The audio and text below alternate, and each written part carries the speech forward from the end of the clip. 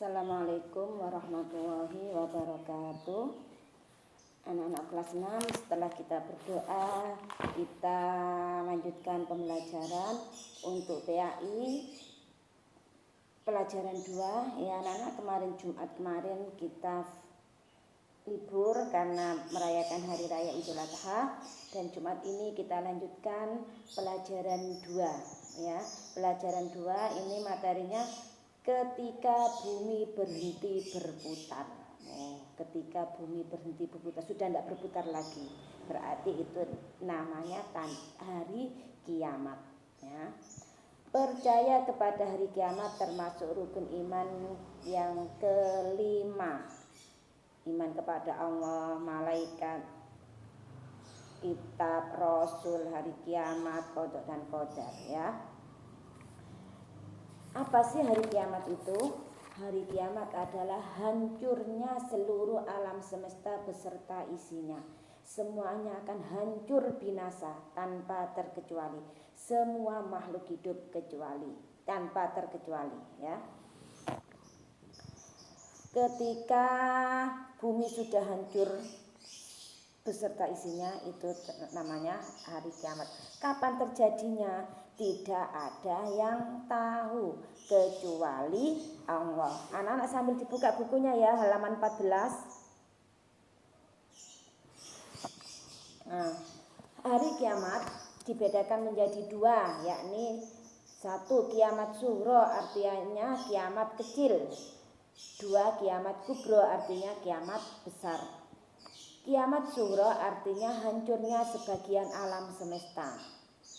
Misalnya terjadi gunung meletus, gempa bumi, lah itu hancurnya sebagian alam semesta, berarti dinamakan kiamat sughra, kiamat kecil. Yang kedua, kiamat kubro, hancurnya seluruh alam semesta beserta isinya. Nah, itu disebut kiamat kubro. Matahari, bumi sudah tidak berjalan lagi porosnya, itu namanya kiamat kubro, ya. Terus tanda-tandanya apa? Tanda-tandanya hari kiamat, karena tidak ada yang tahu kapan kiamat terjadi. Oh, tanggal ini, tahun ini, tidak ada yang tahu. Tanda-tandanya bisa kamu buka buku LKS kamu halaman 17, banyak sekali itu tanda-tandanya. Di antaranya satu, banyak yang berbuat maksiat dengan terang-terangan.